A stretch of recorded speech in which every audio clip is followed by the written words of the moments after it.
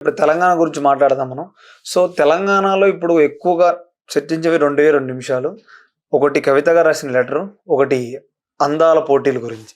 First అయితే అందాల పోటీలు తెలంగాణకి ఈ టైంలో అవసరం అంటారా సార్ మీరు? నా వ్యూ ఏంటంటే ఎప్పుడైనా కూడా అందాల పోటీ ఒక ఎత్తు, ప్రజల సమస్యలు ఇంకో ఎత్తు. రైట్.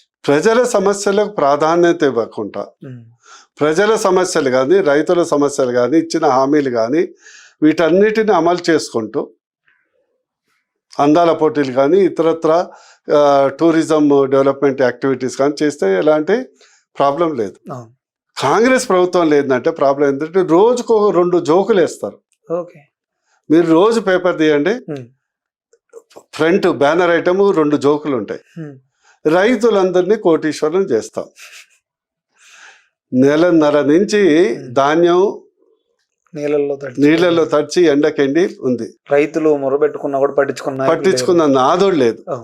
దాన్ని నువ్వు రైతు ధాన్యాన్ని కొనే సోయి లేనోడివి 1 కోటి మంది రైతుల్ని కోటీశ్వరం చేస్తా అని స్టేట్మెంట్ ఇస్తాడు. ఇంకోటి స్టేట్మెంట్ ఇదేంటే జోకులు.